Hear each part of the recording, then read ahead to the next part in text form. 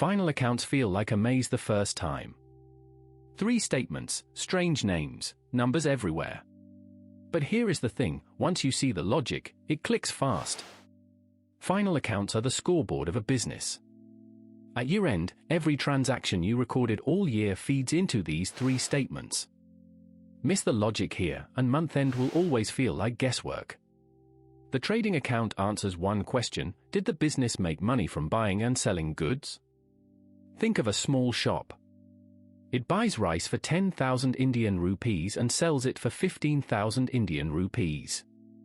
The difference, 5,000 Indian rupees, is gross profit. That is all the trading account is doing. Sales minus cost of goods sold. If costs are higher than sales, you get a gross loss instead. Simple scoreboard, round 1. So the trading account gives you gross profit, 5,000 Indian rupees in our shop example. Got that? Good. Because that number does not stay here. It travels straight into the profit and loss account. 2 sides, and the profit moves forward. Hold on to that. Now the profit and loss account asks, after paying all running costs, what is left? The gross profit of 5,000 Indian rupees lands on the credit side here. Then indirect expenses hit the debit side, rent 1,200 Indian rupees, salaries 2,000 Indian rupees, electricity 300 Indian rupees. Total expenses, 3,500 Indian rupees. Subtract from 5,000 Indian rupees and you get net profit of 1,500 Indian rupees. That is the real reward for the owner after every bill is paid. Sound familiar? Every business you know lives or dies on this number. Notice the pattern? The result from statement 1 feeds statement 2. Gross profit travels into P&L, net profit will travel into the balance sheet.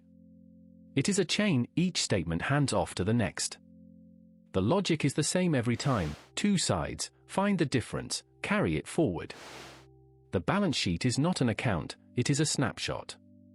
One specific moment in time. It shows what the business owns and what it owes. Assets on one side, the delivery van, the cash in the drawer, money customers owe you.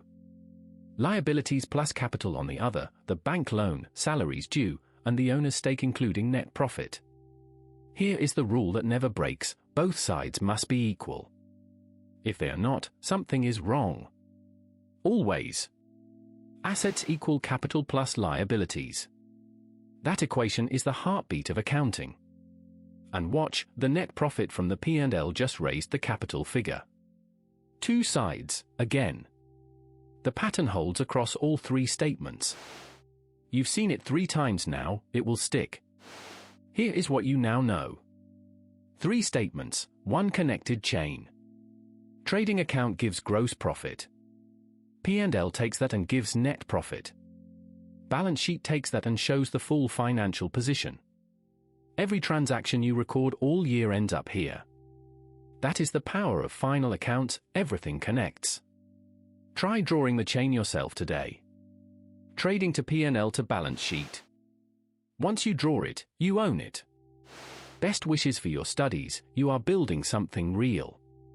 Next video, journal entries that flow directly into these final accounts. See you there.